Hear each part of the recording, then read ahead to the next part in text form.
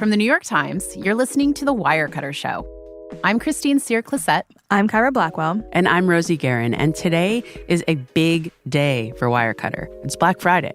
This year, tens of millions of people are expected to go online or on foot to shop for Black Friday deals. And as is the case every year, people are going to spend money, a lot of it.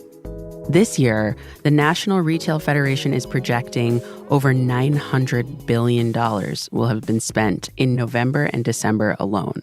These days, Black Friday has come to refer to an almost entire week of deals, today through Cyber Monday. And while it's the single biggest shopping weekend of the year, it's also a day that's become increasingly confusing for shoppers.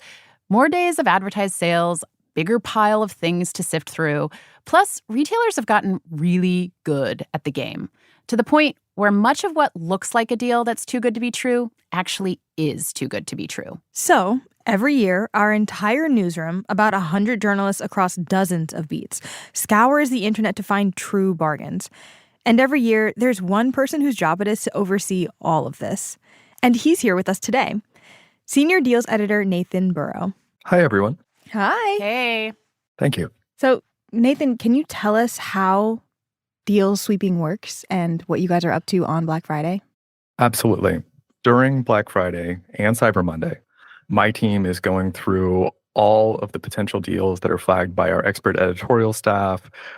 We are also searching organically out in the world. We're checking price alerts that we've set in order to identify price drops. And so really it's about going through the thousands upon thousands of sales that we see out there, vetting those sales, and then identifying the ones that are actually real price drops. Okay, so can you start by telling us exactly how many products you've reviewed this year? Well, we don't know quite yet because we're recording prior to Black Friday coming to a close. But I can tell you that last year, we reviewed 147,712 potential deals. And Wow. It's never failed to grow year over year. So it'll probably be a little more than that this year. Wow, that is so many products, Nathan. And of those, how many did we actually recommend? Ultimately, we only recommended 1,344.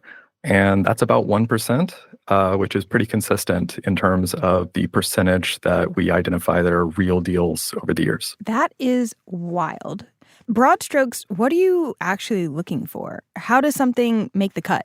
It has to be a substantial discount, a meaningful discount on, of course, a quality product. Let me give you an example. The UE Wonderboom 4, that's Wirecutter's top portable Bluetooth speaker.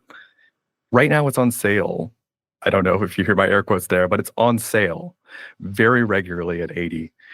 But we've observed the price fall to $75 on a few occasions. It's been as low as $70 on one occasion. And since products in the Bluetooth speaker category tend to gradually fall in price from the time that they're released, we think a reasonable target for the speaker right now is $70 to $75. We're looking for around about the lowest price we've ever seen. $80, which is consistently framed as a sale by retailers, is not a real discount anymore. That is so tricky. So you're actually, when you're looking for the deals that you're going to feature on our deals page, you're actually looking for deals that are significantly lower than the lowest prices you've seen all year, right? Yes. Typically, we look for something that either matches or betters that lowest price we've seen all year. And on Black Friday, you'll see a lot of retailers offer what appears to be the best price of the year, 30 to 40%. But that's not actually true. Often they're overstating the full price because they inflate the list price. So it's actually usually a smaller percentage than that, more like 10 to 15% off the regular street price. And we're looking for something that's even better than that 10 to 15% in order to make our cut. Really, it's going to vary from product category to product category. So for something like a MacBook Air, which can retail for over $1,000 depending on the configuration, a 10% discount can be really impactful.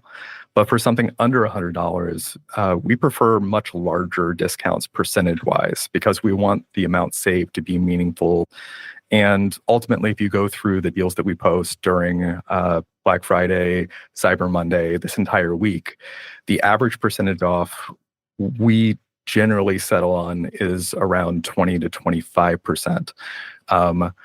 It's a far cry from the massive discount percentages that a lot of retailers will claim they're giving you, but it's really a realistic percentage off that is truly, it's some of the better pricing of the year. And we find that that's consistent across product categories during Black Friday.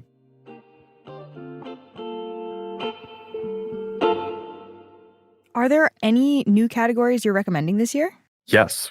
So Wirecutter has started to recommend a lot more in the way of apparel and cosmetics and gifts. You'll probably see more deals highlighted on drugstore cosmetics, makeup, and other beauty items from Ulta and Sephora this holiday season. Nathan, has this job gotten easier or harder over the years? Unfortunately, it's gotten harder. There are more retailers involved than ever before in these big deal events. And the shopping experience is honestly more opaque than ever before. And so we're trying to sort of puncture the hype. We're trying to identify the real stuff. And the sales have also gotten longer, which makes for some confusing dynamics for shoppers. We saw early Black Friday sales start around the turn of the month between October and November. And so really at that point, it's about identifying what you should wait until Black Friday to purchase, because a lot of retailers will count on you to sort of not take advantage of price protection policies that are in place. Even if you got a sale November 1st and there's a price protection policy in place that would allow you to get refunded, they sort of count on you not taking advantage of that, not going back in store and getting refunded the difference when the price drops another 10% on Black Friday. So when that dynamic exists, it puts the onus back on the shopper to take action to get that difference refunded. And in a sense, it kind of operates like a rebate where shoppers, they may take advantage of it, but they often don't. In that sense, retailers are potentially ensuring that they're able to pad the bottom line a little bit. I imagine also the job has gotten harder because there are these other retailer, quote unquote, holidays that pop up throughout the year. Yeah, at this point, there are 3 different Amazon Prime events that pop up throughout the year, as opposed to the one when I started at Wirecutter. And then during those windows, we're seeing sales from other major retailers like Best Buy, like Target, Walmart, and of course, the smaller retailers and direct-to-consumer retailers get in on the act at various points throughout the year as well, especially during the Black Friday and Cyber Monday window.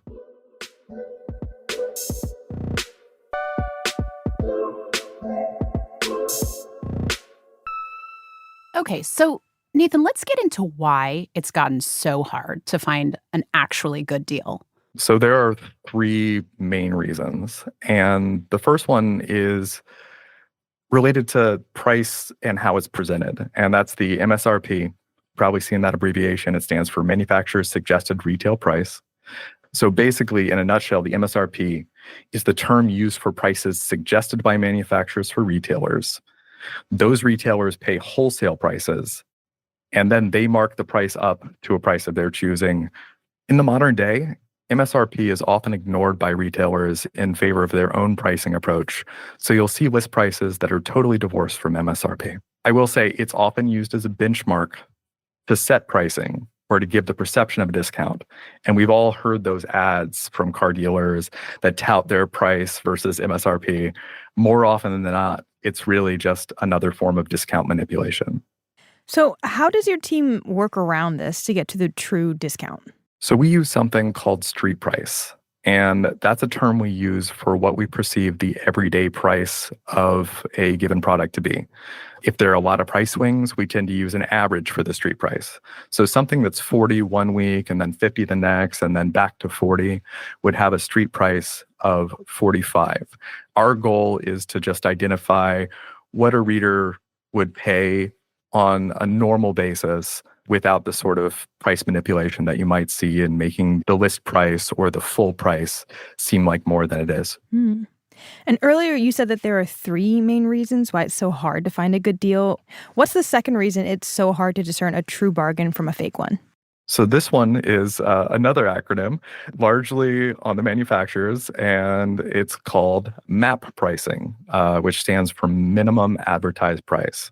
So in order for a retailer to carry a manufacturer's product, they will often broker an agreement where the retailer cannot openly advertise a price that is lower than a price that is predetermined by the manufacturer.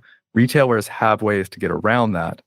So you'll see things like on-page coupons when you go to a product listing, or verbiage that indicates that the sale price will reflect only when you add something to cart.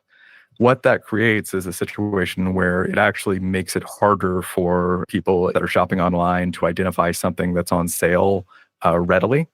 And some retailers might want to advertise and give you a better price, but they can't. And so in a sense, it's a little anti-competitive because it disincentivizes them in terms of offering a price so good, it'll set the market and get you as a shopper through the door because you have to be there on site already to see it.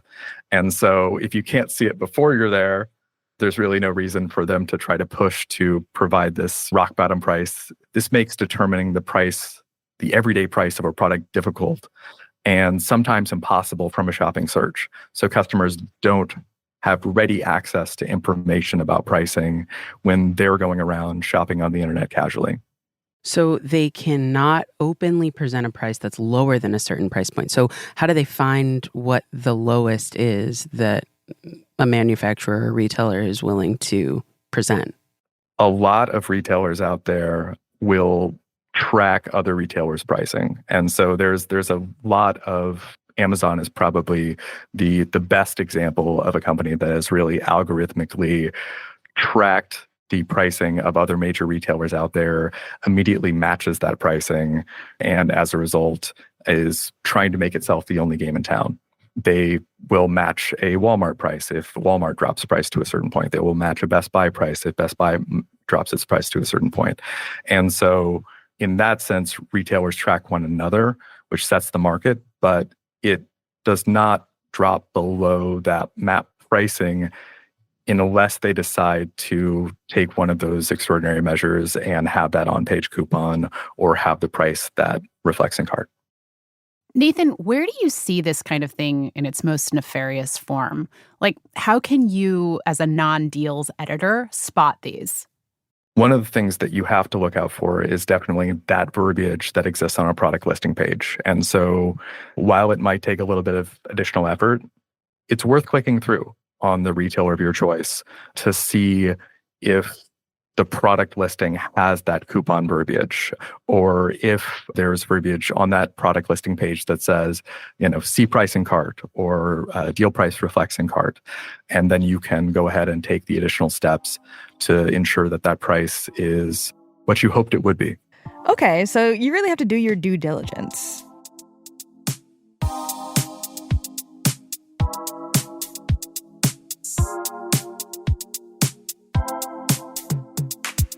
Nathan, what's the third thing you really want to look out for?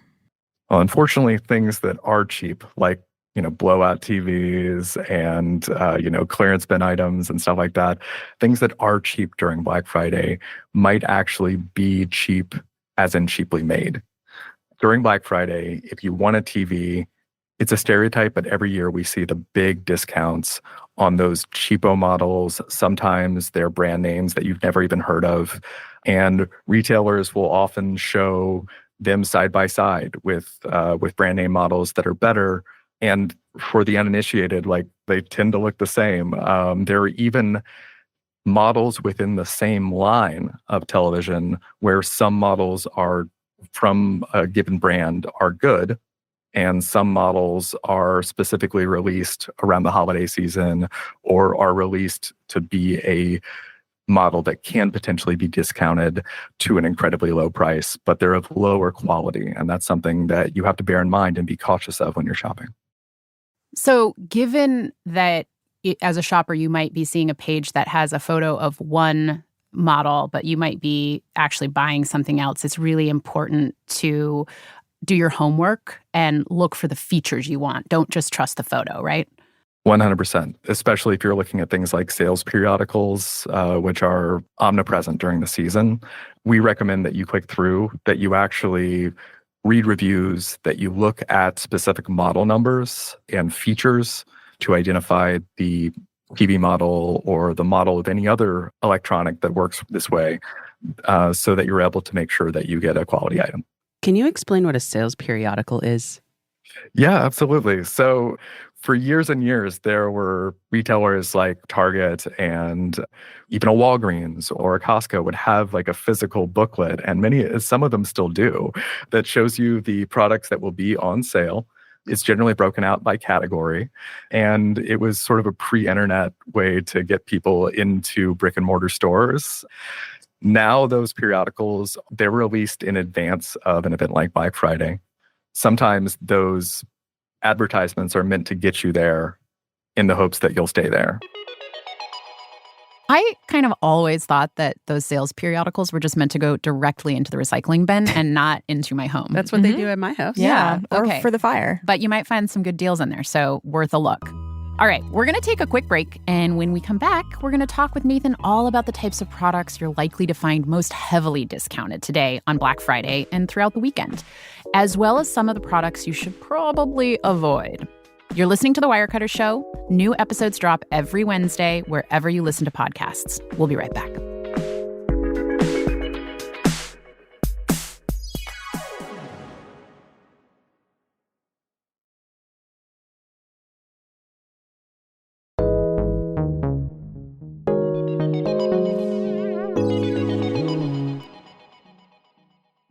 Welcome back to The Wirecutter Show. In today's episode, we're breaking down Black Friday with Wirecutter's senior deals editor, Nathan Burrow. Nathan, before the break, you said your team posts deals in every category Wirecutter covers, over 40 categories. Of these, which are the ones that are most likely to have the best deals? Well, the good news is you'll find pretty good deals on almost every product category. But historically, we've found particularly good deals in two categories. One would be small kitchen appliances, and the other is electronics like TVs, laptops, etc. Why is that? To a degree, there is an element of unloading merchandise, especially with the electronics product category. Many electronics like tablets, laptops, headphones, they get refreshed pretty regularly on a yearly basis. So clearing old stock can become important for retailers, and they're able to discount those items more substantially as they age. That's slightly less the case with small kitchen appliances, but the margins on kitchen appliances are such that I think they can really afford to discount them by quite a bit during a Black Friday or Cyber Monday. Nathan, I am a renter, so I'm not really looking to buy appliances right now. What else is good to buy on Black Friday? Black Friday is unexpectedly a great time to get deals on regular stuff, those everyday essentials. It might be strange to see an amazing deal on, toys for your dog alongside deals on a MacBook, but it does happen. I love Black Friday for the regular stuff. I actually one year bought, something like 240 pounds of kitty litter because it was 6 40-pound bags of kitty litter, and it was $7 off each. And I was like, I'm going to snap these up. So yes, it's a great time to buy things like, just batteries, kitty litter, the normal stuff.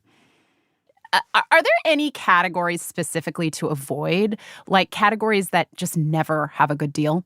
So if you're somebody who is always looking for the latest and greatest tech, Black Friday might not be great for you in that respect.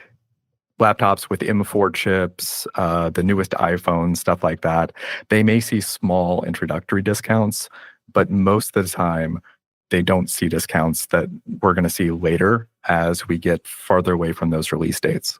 The other product categories that don't see discounts on Black Friday itself are from brands or retailers that do not participate in the event. And those do exist. They are usually outdoor retailers, we found. So REI does not have Black Friday sales. Patagonia also does not participate in Black Friday. But they also have annual events of their own, like REI's anniversary sale, that will allow you to get the best deals of the year on their stuff. So, Nathan, another part of doing your homework as someone who's shopping for a deal is to understand the model that you're looking for, the model number specifically, and to try to find that model when you're doing your shopping, right? Yes, I was just doing this yesterday, in fact, with one of our waffle maker picks. Basically, what I do and what I would recommend that shoppers do is I match the exact model number from the review that you're looking at or from the ad that you're looking at against the model number that you see at the product listing. And that's a way to guarantee that you're getting exactly what you wanted. And as a result, you're getting the features that you wanted and you're getting the quality of product that you wanted because you've matched up those model numbers to ensure that it's the exact same thing.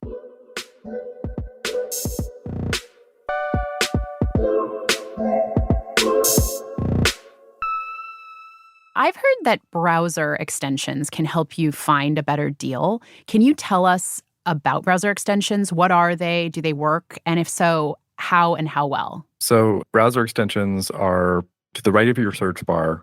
There's a little icon. As you travel around the internet, it basically registers what you're looking at. It's like an app that accompanies your browsing online. You may have seen these coupon-based extensions, and the biggest ones are Honey and Capital One. More or less the way those work is when you take an item to cart, they will provide either internally sourced or crowdsourced suggestions for coupon codes you can use at checkout that have worked previously. Those extensions will work, and we use them to identify potential coupon codes that we can surface for our readers. They're free, but just be aware that nothing is really free on the internet. Really what they're doing is they're tracking your browsing information, as many extensions do.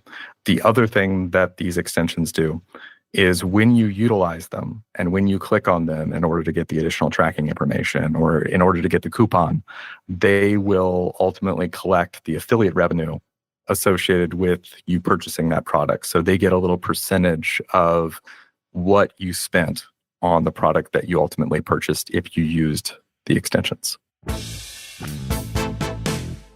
We're going to take a quick break. And on the other side, the number one thing to avoid when you're looking to score deals and savings on Black Friday and throughout the weekend. You're listening to The Wirecutter Show. We'll be right back.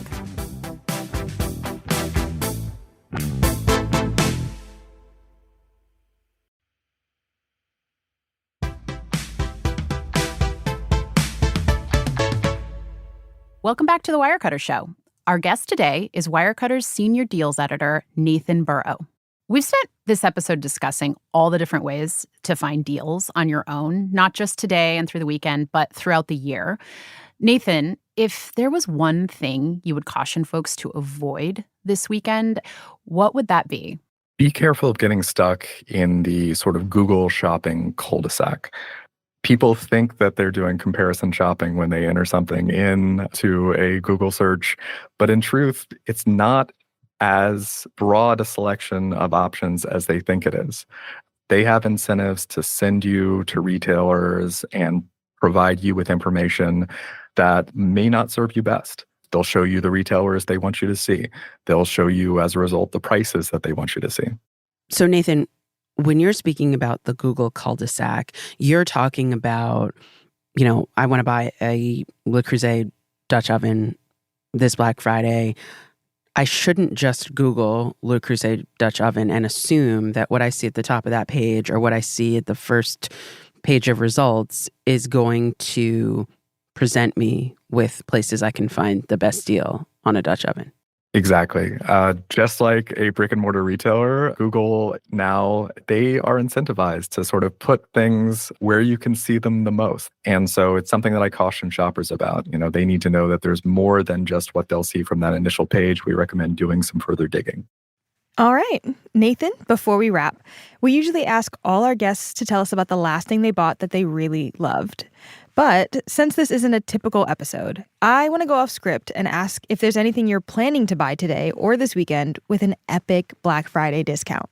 So one of the things that I'm looking for this weekend is an awesome deal on a turntable. I am looking in particular at one of our picks from a company called Project. I had a turntable that served me well for many years, but I'm finally looking to upgrade. Very cool. Nathan, thanks so much. Nathan Burrow is Wirecutter's senior deals editor. Thank you. Get back to work. Just kidding. Have a great weekend. Hey, if you're new to the Wirecutter Show, we'd love to have you join us every Wednesday wherever you like to listen to podcasts. Go ahead and follow us so you won't miss our new episodes. Our enormous thanks today to our colleagues at New York Times Audio and at The Daily. Special thanks to Paula Schumann, Larissa Anderson, Ben Calhoun, Paige Cowett, Sam Dolnick, Cliff Levy, and Ben Fruman. You can check out Wirecutter's coverage of Black Friday deals at nytimes.com/Wirecutter. And of course, you can find and follow The Wirecutter Show on Apple Podcast, Spotify, or again, wherever you like to listen. New episodes drop every Wednesday. That's it for us. I'm Rosie Guerin. I'm Kyra Blackwell. And I'm Christine Sear-Classett. The Wirecutter Show is executive produced by me, Rosie Guerin, and produced by Abigail Keel. Editing by Abigail Keel. Engineering support from Maddie Mazziello and Nick Pittman. Today's episode was mixed by Dan Powell, original music by Marian Lozano, Alicia Baitup, Dan Powell, and Diane Wong. And here's what's coming up next week on The Wirecutter Show. When you're thinking about these affordable gifts, you want to be thinking about, would the person think this cost $25, or does it seem like it would cost a lot more than $25 to get something this great? That is a good sign. Thank you for listening.